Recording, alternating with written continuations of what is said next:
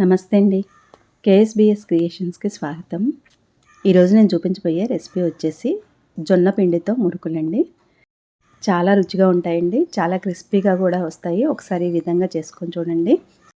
ఇందులో నేను బియ్యపిండి కానీ ఇంకా బటర్ కానీ అటుకులు కానీ ఏమీ వాడట్లేదండి.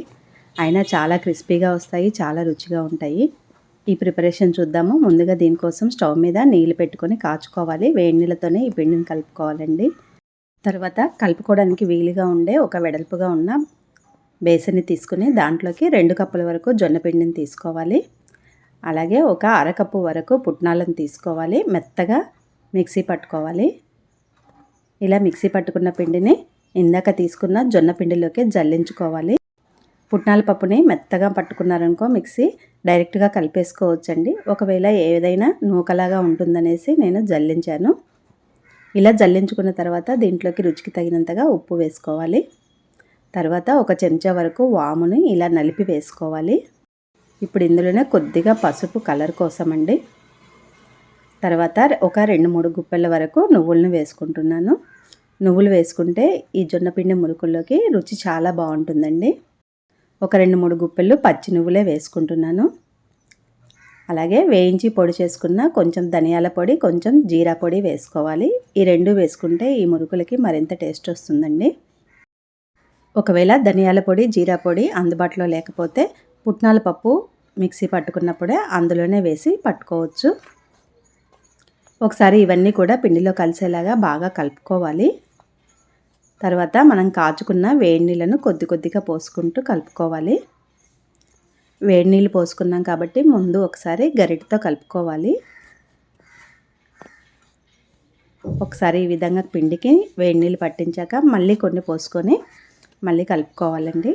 ఇలా కొద్ది కొద్దిగా పోసుకోవాలి. ఈ జొన్న పిండికి నీళ్ళు అనేవి ఎక్కువగా పట్టవండి, కొద్దిగా పడతాయి. చూసుకుంటూ కొద్ది కొద్దిగా పోసుకోవాలి. ఇలా ఒక్కసారి నీళ్ళన్నీ పట్టించిన తర్వాత ఇప్పుడు గంటె తీసేసి చేతితో గట్టిగా ప్రెస్ చేసుకుంటూ ఒక ముద్దలాగా కలుపుకోవాలి. చూసారు కదా, ముద్ద ఇలా సాఫ్ట్గా ఉండాలి. ఇప్పుడు ఇందులోంచి కొద్ది కొద్దిగా పిండిని తీసుకొని ఇలా రోల్లా చేసుకోవాలి. ఇక్కడ నేను 3 స్టార్స్ ఉన్న ప్లేట్ని పెట్టుకున్నాను చక్రాల గిద్దెలో. ఇప్పుడు రోల్లాగా చేసుకున్న ఈ పిండి ముద్దను ఇందులో 3/4 వంతు వరకే పెట్టుకోవాలండి, పూర్తిగా పెట్టుకోవద్దు. ఇలా 3/4 వంతు వరకు పెట్టుకొని గట్టిగా నొక్కుకోవాలి. నేను ఇక్కడ స్టవ్ పై ఆయిల్ పెట్టానండి. ఆయిల్ మాత్రం కాగింది. ఒక చిన్న పిండి ముద్దను వేసి చూసామనుకోండి, ఇలా పైకి తేలిందంటే ఆయిల్ కాగినట్టే. ఇప్పుడు పిండిని ఇందులో ఒత్తుకోవాలి. నేనైతే ఇక్కడ ఇలా కట్టుగా చేసుకుంటూ ఒత్తుకుంటున్నాను. మీరైతే చుట్టలాగా అయినా ఒత్తుకోవచ్చండి. ఈ విధంగా ఒత్తుకునేటప్పుడు మాత్రం స్టవ్ తగ్గించుకోవాలి, లేకపోతే ఆవిరికి చేయి కాలుతుంది. స్టవ్ తగ్గించుకున్న తర్వాత మాత్రమే ఒత్తుకోవాలి. ఆ తర్వాత ఇలా ఆయిల్ అనేది పొంగటం కొంచెం తగ్గిన తర్వాత స్టవ్ ఎక్కించుకోవాలి.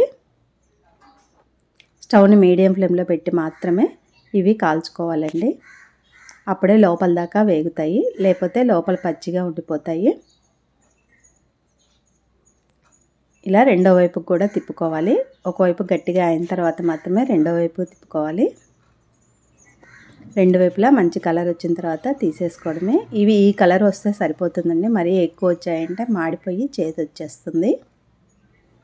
ఇలా రాగానే తీసేసుకోవాలి.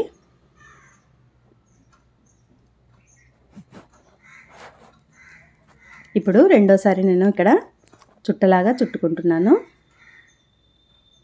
మన ఇష్టమండి, ఎలాగైనా చుట్టుకోవచ్చు. మంటను మాత్రం మీడియం ఫ్లేమ్లో పెట్టి మాత్రమే కాల్చుకోవాలి. ఇలా పొంగు తగ్గగానే మీడియం ఫ్లేమ్లో పెట్టేసి ఒకవైపు కాలిన తర్వాత రెండో వైపుకి కూడా తిప్పుకొని మంచి కలర్ వచ్చాక తీసేసుకోవడమేనండి. ఇలాగే అన్నీ కూడా చేసుకోవాలి. దీంట్లోనే మీకు ఇష్టమైతే వెల్లుల్లిపాయల పేస్ట్ కూడా వేసుకోవచ్చండి, టేస్ట్ ఇంకా బాగుంటుంది. నేనైతే వేయలేదు ఇక్కడ. చూసారు కదా ఎంత క్రిస్పీగా వచ్చాయో. నోట్లో వేసుకుంటే కరిగిపోతున్నాయండి, అంత గుల్లగా వచ్చాయి. టేస్ట్ కూడా చాలా బాగుంది, నువ్వులు కూడా వేసాం కాబట్టి. ఒకసారి మాత్రం మీరు ఇలా తప్పకుండా ట్రై చేయండి. నచ్చితే మాత్రం లైక్ చేయండి, షేర్ చేయండి, సబ్స్క్రైబ్ చేయండి. Thank you.